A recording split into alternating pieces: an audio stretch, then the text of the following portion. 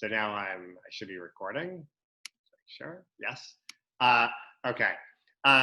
So last week we discussed the meaning of Tisha B'Av in the thought of Rabbi Eliezer Berkovitz.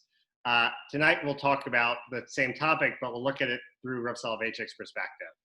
And just the same way we sort of situated and we're better able to understand what Eliezer Berkovitz thought of as being the great tragedy and really the meaning of Tisha B'Av through understanding a little bit about how he conceived of what Judaism teaches the world and man's place in the world.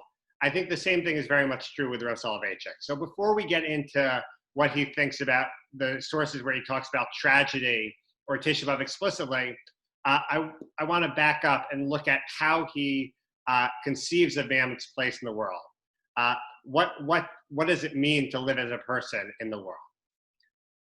Rav Soloveitchik writes in Lonely Man of Faith that there are sort of two typologies, I think is how he describes them, that people oscillate between. Adam 1 and Adam 2.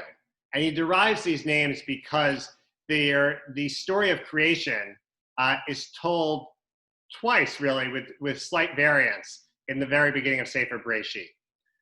In one place, and we could talk about all of the differences, and he draws them out at length in his work, Lonely Man of Faith. But basically, Adam 1, Adam in the first way in which creation is described, is told to master creation, that God gives him creation, he's supposed to run it. So he's supposed to run Gan Eden, to control it, to dominate it, to rule over it. And that's Adam 1. In the second story of creation, Adam isn't told to control Gan Eden. Instead, the Torah describes how Adam feels lonely, right? That's why God creates a helpmate for him.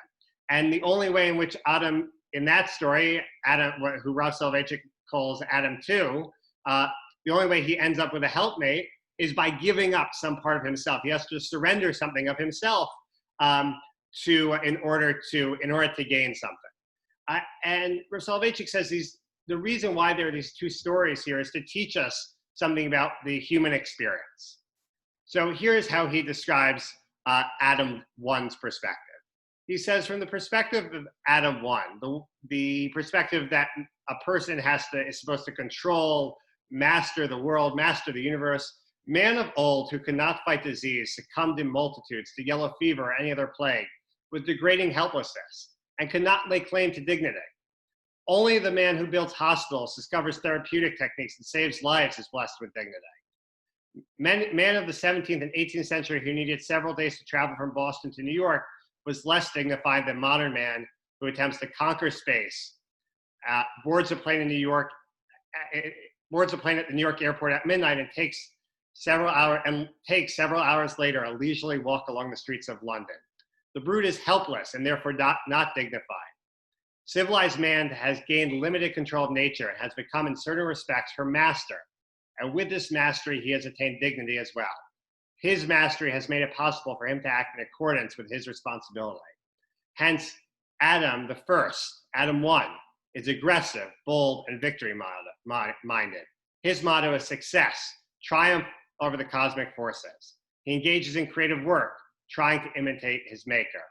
So Adam 1 is all about what can I make, what can I control, what can I invent, and that is the mindset of Adam 1, and that Adam 1 has a sense of dignity, of greatness, of self-worth by thinking about all that he's able to accomplish. In contrast, Adam 2 is a very different sort of personality.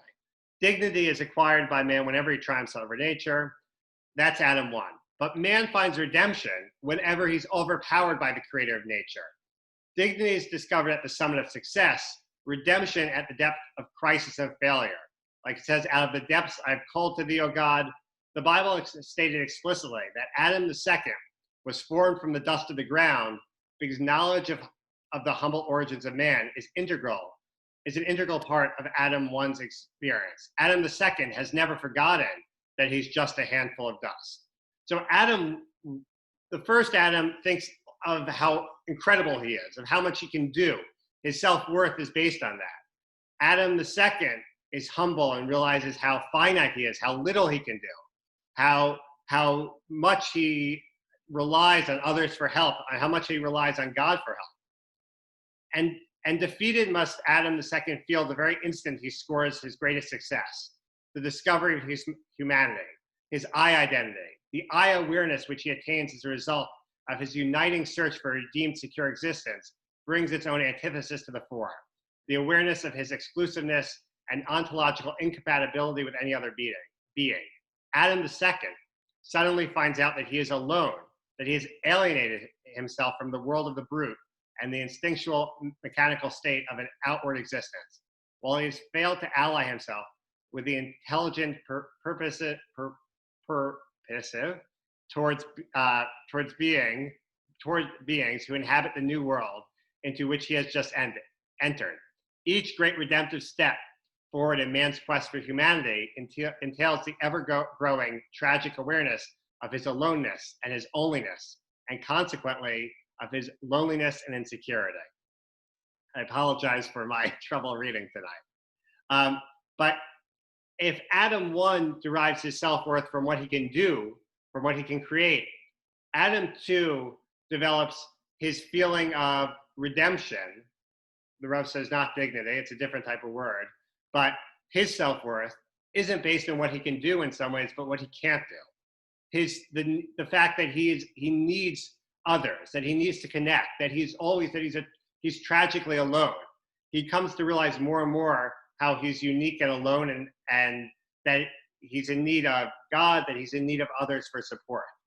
And that this feeling happens, and he feels the closest to others and the closest to God in some ways at moments of crisis, right? At moments of loss. That's when he realizes he's finite, and that's when he's able to connect to other people as well as to God. So here, just before we really dive into some of the sources that talk about tragedy more explicitly, already tragedy, crisis, has an important role for the Rav in one of the typologies that exist. That Adam 2 sort of is always, let's say, in a state of crisis. That he always feels how dependent he is, how vulnerable he is. And in The Lonely Man of Faith, Soloveitchik explains that these are not two different types of personalities. You're not an Adam 1 person or an Adam 2 person, or first Adam, the first Adam, the second. We all live in a sort of tension between the two. There are moments where we think about how much we've done, how much we've accomplished, and that gives us a tremendous sense of self-worth. And there are moments where we feel utterly defeated, where we're where we're confronted with how little we can do, how overpowered we feel. Everything that we thought we could control has suddenly overwhelmed us. And at moments like that, there's also redemption and self-worth to be found, but it's found by embracing that sense of vulnerability and that sense of weakness and reaching out to God and to others. So he develops this idea also in Kol Dodido Fake, where he speaks explicitly about tragedy and the reasons for tragedy, or I shouldn't even say the reasons, as we'll see, but how we respond to tragedy. Kol Dodido Fake is also the Rav's major work, where he talks about both the Holocaust as well as religious Zionism. I believe it was given originally as a speech, or the basis of it was given as a speech to Mizrahi at some point in the Mizrahi organization at some point in the 50s. So at the very beginning, he says, as long as Job, as a slave of fate, philosophized about reasons and motives and demanded insight into the essence of evil, continually asking and murmuring, why and wherefore does suffering come? The Holy One answered him sharply with the pointed question, did you know? If you did not know the alphabet of creation, why be so impudent as to ask questions about the workings of the world? The Holy One said, Job, you will never truly understand the inner essence of the why, the reasons for suffering and its purpose, but there's one thing that you are obligated to know, the basis for the repair of suffering. If by your suffering you are able to elevate yourself to the spiritual level that you have not heretofore attained, You will then know that your travail was intended as a device for your perfection in both spirit and soul. The Rav is saying that if you read Sefer Eov, if you read Job, you'll know the verses that he's referencing. Job, after all his suffering, right? Job is the famous tragic figure in Tanakh who suffers for no reason. It seems like God is sort of playing a game with the Satan, and the Satan decides to attack Job to test his faith, and God allows it to happen. They sort of make a bet, and at some point in the book, Job confronts God and says, "Why have all these things happened to me?" And one of the key messages where Soloveitchik says about taken from the story of Job is that God tells Job, "Who are you to ask questions? You weren't there from when the world was created. You can never know the reasons why." That's not why suffering happens. Suffering doesn't happen so that you can try to figure out the reasons why. In fact, if you spend all your time trying to figure out the reasons why, you become, what the Rav says, is a slave of fate. You get stuck in trying to decipher what you can never truly know. Instead, the question that we're supposed to ask is not why something happens, but what do we do now? And when the Rav says at the end of this passage, if by your suffering you're able to elevate yourself, he's not saying that the reason for suffering is so that we will elevate ourselves, but that responding at the way in which we should respond to suffering, to loss, to tragedy, is always by thinking about what we can do, how we can change, and not about why something occurs. And this distinction, this idea of fate, I think is important just to expand on a little bit, how the Rav conceives of fate and what the alternative is to being a slave of fate. So he writes again a little bit later in Kol Dodido Fake that Judaism has always distinguished between an existence of fate and existence of destiny. What is the existence of fate? It is an existence of compulsion. So I'm going to jump down a little bit here, a few lines, so we can get through everything. It is a purely factual existence, one link in a mechanical chain devoid of meaning, direction, purpose, but subject to the forces of the environment, onto which an individual has been cast by providence, without prior consultation. The eye of fate has the image of an object. As an object, he appears as made and not as maker. So to be a slave of fate is to always wonder why things are happening to me. Why does this happen to me? That's the question that the slave of fate asks. That's the question that Job initially asked. So what's the alternative? The alternative, according to the Rav Soloveitchik, is to live an existence of destiny, which he says is an active mode of existence, one wherein man confronts the environment into which he was thrown, possessed of an understanding of his uniqueness, of his special worth, of his freedom, and of his ability to struggle with his external circumstances without forfeiting either his independence or his livelihood. The motto of the Eye of Destiny is, against your will you are born, and against your will you will die, but you live of your own free will. Man is born like an object, dies like an object, but possesses the ability to live as a subject, like a creator and innovator who can impress his own individual seal upon his life and can extricate himself from a mechanical type of existence and enter into a creative, active mode of being. So the person who is not a slave of fate, who's living an existence of destiny, is one who tries to change, not just tries to change his situation, because sometimes with certain types of tragedies, we can't change our situation, we can't change the external, but we can still change how we approach it. And in that way, we go from being an object that's acted upon by outside forces to being a subject, being one who is able to create a new outlook, a new perspective, and sometimes even also to be able to change our external situation. But at the very least, to be able to change ourselves so we're not merely objects, but are actually subjects, are forces in history, and not merely being acted upon. Okay, I'm going to skip the next source, and we'll go down or I'll read it also. Only by comprehending the world in its totality can man get insight into the essence of suffering. However, as long as man's perception is limited and fragmented, so that he sees only isolated portions of the cosmic drama and the mighty saga of history, he cannot delve into the recesses of evil and the mystery of suffering, right? That's like what God said to Job, that your perception is limited, so you can't really know the answer why. And that's the wrong question for you. Instead, Job, though, reaches a point where he can be redeemed, or he can find redemption, he can find meaning in his suffering. Then shall you know that Job was redeemed from the narrow straits of egotism and entered into the vistas of communal empathy. So when in the book of Job, just by way of, to allow us to understand this source, in the book of Job, Job has 4 friends who come to him in the midst of his suffering. And they explain to Job why he is suffering. They give him a number of different reasons for why he is suffering. And none of these reasons were true, or correct, I should say. None of these reasons were correct. And in fact, right, part of the message of the book of Job is that this whole process of trying to understand why suffering happens is always going to be a little bit foolhardy. And in the end, God actually afflicts and punishes Job's 4 friends. And Job decides to daven for them, to pray for them to recover.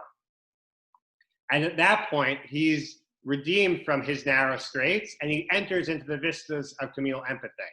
And that social isolation has ended, and communal affiliation has appeared in its stead. A wonderful thing happened. Job suddenly understood the nature of Jewish prayer. He discovered in one moment its plural voice and the attribute of loving kindness that sweeps man from the private to the public domain. He began to live a communal life, to feel the community's hurts, to mourn its disasters, and to rejoice in its moments of celebration. So suffering can be very lonely. It can make one feel very lonely. It can be very isolating.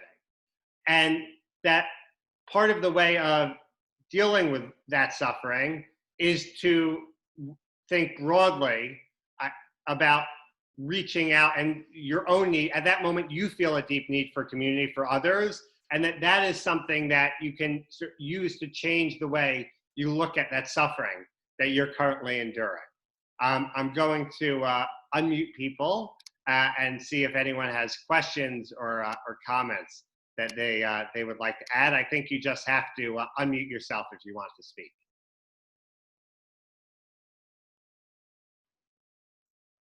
Rabbi, I had a question,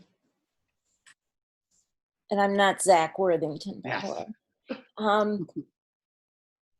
Isn't some of this similar to Viktor Frankl's approach that you're going to have the suffering, but it's how you deal with it that makes the difference?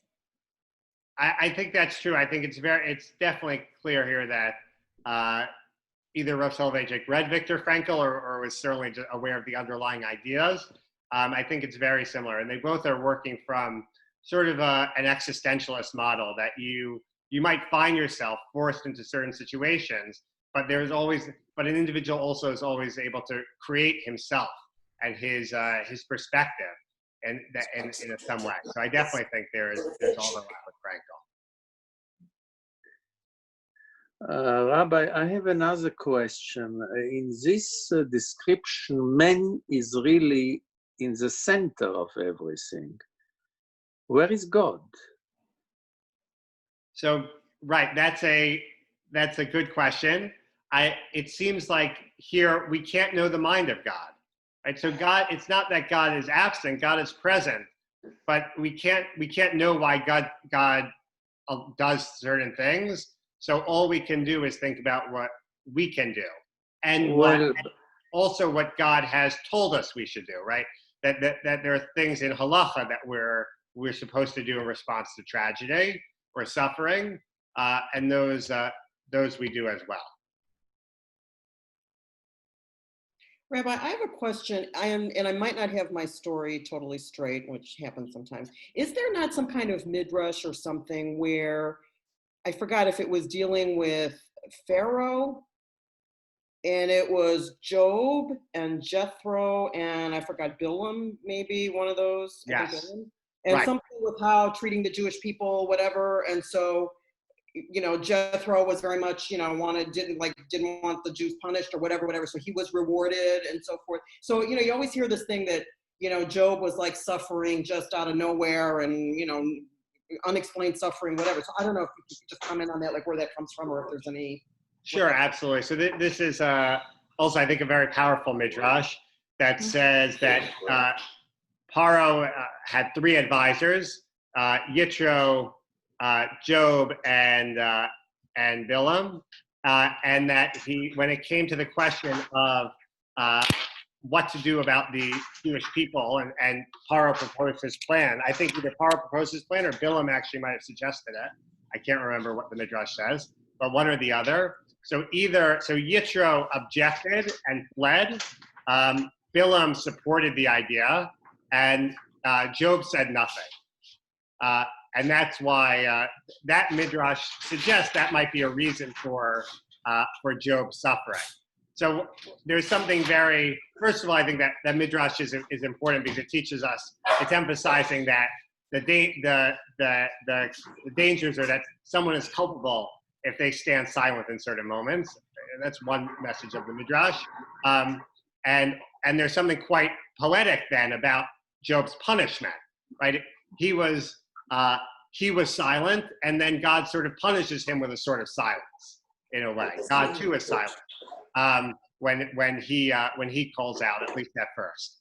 I also think it reveals that even within Chazal, we see different opinions about the meaning of suffering, and that midrash sort of speaks to the fact that there are some opinions within perspectives within Chazal that want to believe or that do believe that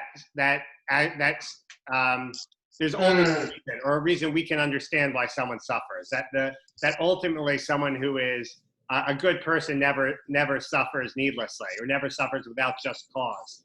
So it's a way of it's a way of explaining how Job also might not be as good a person as he appears on a pshat level. But I think Rav Soloveitchik is looking at just at a pshat, a plain meaning level, and dealing with the story from that perspective. But if I look at it from another point of view, it's a free will of what man does or doesn't do, a free choice of what does or doesn't do. But when all is said and done, both Moses and Abraham argued with God. There's a whole argument, God not agreeing with God even. Right. I mean, when Moses fights for the fate of the Jewish people, when Abraham fights for the fate of Lot and Sodom, I mean, it's not exactly. They are part and parcel also of a discussion with God. It's not only about what they do or not do, and only their own free choice. It's much more complicated, the business. Yes, I think if we overemphasize the Adam II's approach. That's what my feeling is, that we are central here. Man is central, his decision is central, and really whatever he does or doesn't do influence everything. His fate is man really in his hand. You are right. In times of trouble, we should think about the future. It's very nice, but in this model, man is central. God is very, I don't know, he's secondary somewhere. I don't know where he is. I argue with it, I don't argue with him, nothing. It's all about what we decide, how we approach things. Yes, I think that is what missing. That's what I'm missing in all this equation. I think it's a good question that the Rav was really writing about our response to tragedy and what we do in response, and at least here, and certainly tefillah, right, davening, maybe even arguing with God can be part of our response. But you're right. This is very much focused on what man does in response to tragedy, and nothing from God's perspective.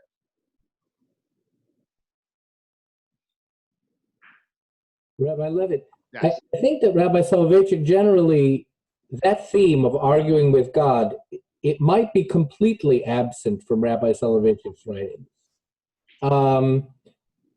In fact, I mean, I'm familiar with the main works, and I don't think it's there anywhere.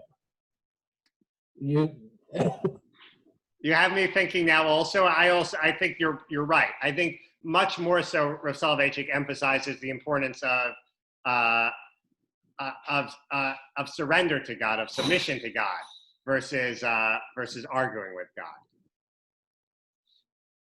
And maybe it's a little bit because in Abraham and Stone and those kind of situations, you usually had a before the catastrophe moment where arguing with God had some kind of a point.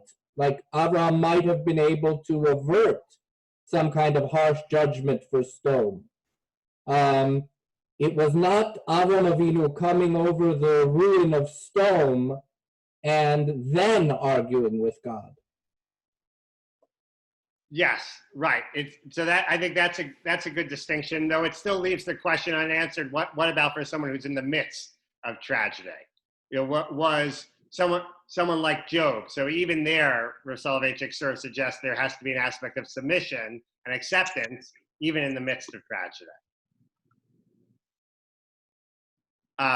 Okay, so let's keep going with a few more sources here. So Soloveitchik has several essays where he deals with the topic of suffering and human finitude as well, finitude. In a halachic approach to suffering, he writes that man is attuned to success. Modern man is a conqueror, but he does not want to see himself defeated. This is the main trouble. Of course, when he encounters evil and the latter triumphs over him and he's defeated, he cannot take it. He does not understand it. So we live so much in that Adam 1 typology. That's the lane that we're most used to living in, because we have especially now, we have all sorts of conveniences that we take for granted. We have all sorts of medicines that we take to triumph over illness. Usually, we're not used to being defeated.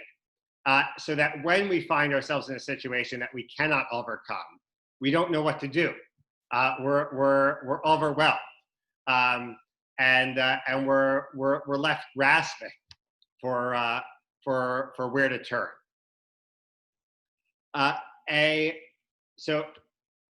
he writes in the Crisis of Human Finitude, however, if a person recenters his personality about a new experience, namely that of self-related, inward, dialectical experience, when the eye becomes aware of the intrinsic negation that is involved in reality and renders all strivings, however noble, unconsummated, when he discovers the richness of the antithetic and antinomic, the creativity fostered by the conflict, then a new wisdom wrought in the deep recesses of his personality may come to the surface. The wisdom of losing everything I attain by the sweat of my brow in order to gain everything, of accepting defeat voluntarily for the sake of triumphing over failure, of inviting distress in order to eliminate disaster. The mystery of living in continuous tension, in perennial crisis, in the depths of the inner contradiction and negation, and by doing so, finding oneself buttressed and strengthened by the contradiction itself. So part of the problem of tragedy is that really the nature of being human means that there are times when we're going to oscillate between feeling as if we're in control and feeling as if we're overwhelmed. And we've become very used to feeling as if we're in control. So it's deeply uncomfortable for us, and we almost don't know what to do when we're pushed into that Adam 2 moment. And that is a moment when, though, we have to look inward and think about what there is to learn and to grow from in that moment for ourselves. Not because it explains the reasons why we're suffering, that we can't know, But that is what we're supposed to do when we're faced with loss and suffering and tragedy. So I want to transition now. We've been talking sort of about tragedy in general for the Rav, and I hope I've sort of situated where I think it fits in his wider understanding of what it means to be the nature of man, what it means to be human. That a sense of loss, vulnerability is intrinsic to existence. And I want to transition now into talking specifically though about Tisha B'Av. So Rav Soloveitchik has a well-known essay about Tisha B'Av where he compares Avelut Yeshana, old morning, with Avelut Chadasha, new morning. And it's a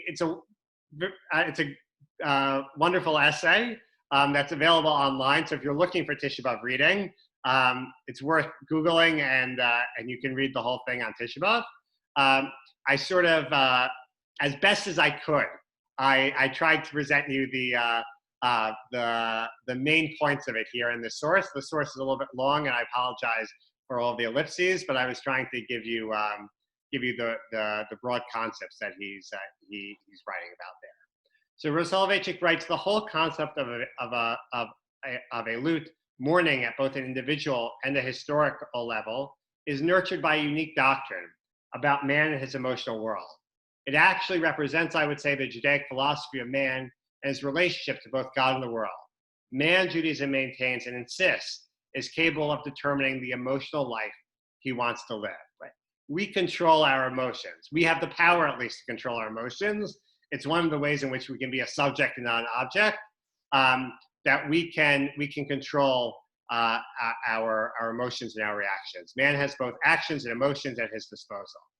The Gemara distinguishes between Avelut Chadasha and Avelut Yeshana, new mourning and old, historical mourning. The first type is caused by a death or disaster, which strikes a family or individual. It's primordial, instinctual, spontaneous response of man to evil. This is the type, when we think of Avelut, this is what we normally think of, right?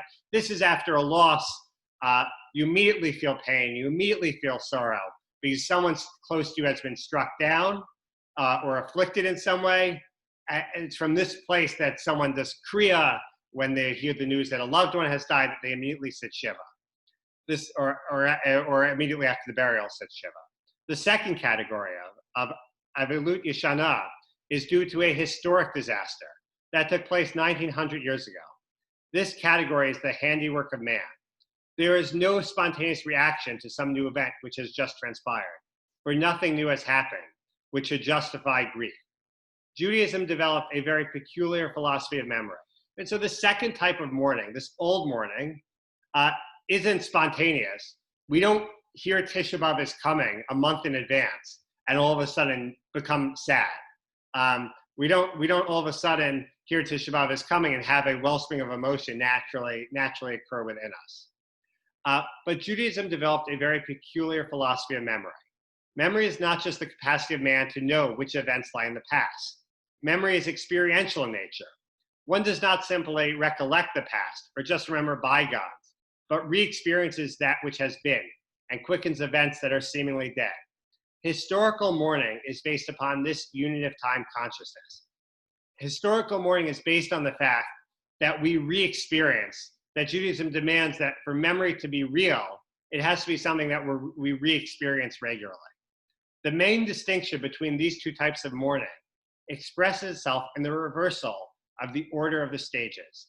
Avelut Chadasha commences with the most intense, most poignant, and highest state of grief, and slowly recedes, and slowly recedes into Shiva, Shloshim, and then the 12 months. So if, God forbid, someone loses a parent, immediately after they hear the news that they've lost a relative, they're pater from all positive mitzvot until the funeral. That's the most acute state of grief.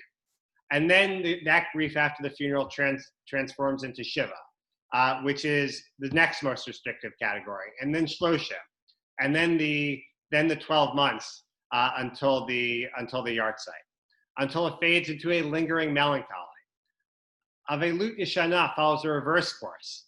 It starts with the equivalent of the restrictions of the 12 months after someone passes away, which is the mildest form of mourning, which represents a sadness that is usually non-connotative and non-explosive, right? It's a sadness that lingers in the background. And it gradually turns into the Avelut of Shlosha. So one step up, and then grows into the intensity until it reaches the pitch of Shiva.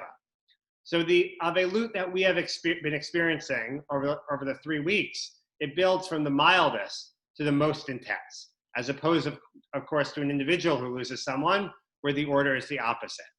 And at the very end of the essay, though, Soloveitchik says that there is one aspect, there's an important aspect of Avelut Chadasha that is totally missing from Avelut Yeshana, that's totally missing from our collective mourning. And that is the whole dimension of despair and resignation.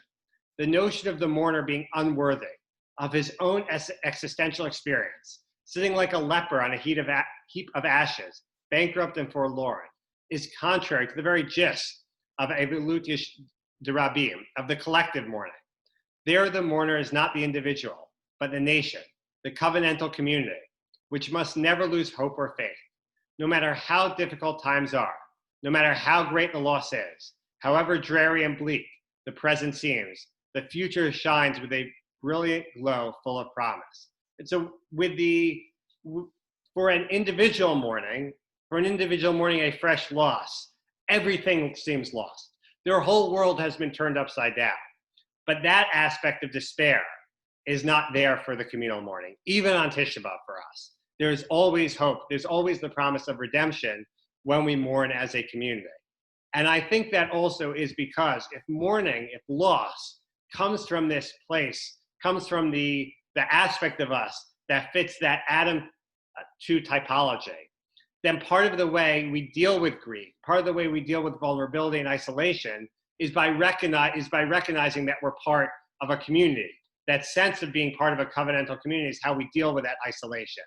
And when we mourn collectively, our mourning is never going to reach the depths of one who mourns individually. So there's always a promise of hope and redemption on Tisha B'Av, along with that sense of suffering and loss. So I think Tisha B'Av here is important for Rav Soloveitchik because it's part of how we experience, how Judaism believes memory has to be relived and re-experienced in order to stay with us and to be real. That's first and foremost, and we see that here.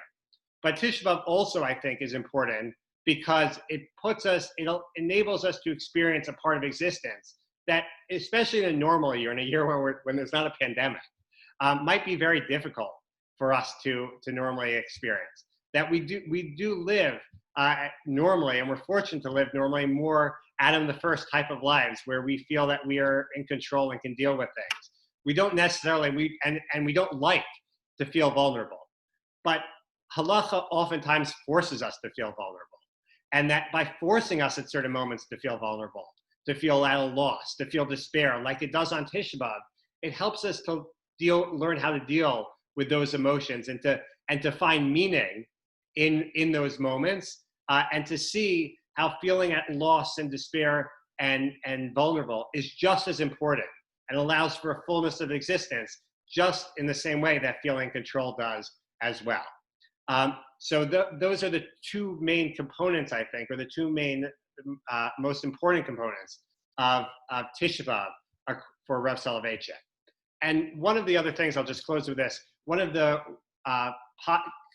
customs around Tisha B'Av, or practices around Tisha B'Av, that Rav Soloveitchik popularized and is now really certainly widespread in the modern Orthodox community, is doing explanatory keynote, saying keynote until Chatzot on Tisha B'Av morning, lengthy keynote with explanations. And I think that is all part of really this experience of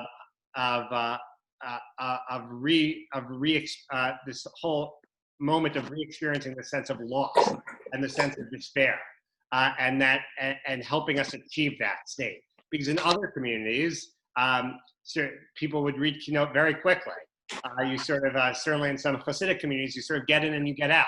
But that wasn't the Rav's approach. And instead, being able to sit with that sense of loss was very important for the Rav, and was something I think we can all think about this year on Tisha B'Av, especially because it's a year when we all might be feeling more vulnerable than normal. And as uncomfortable as that is for us, it's also an opportunity for growth.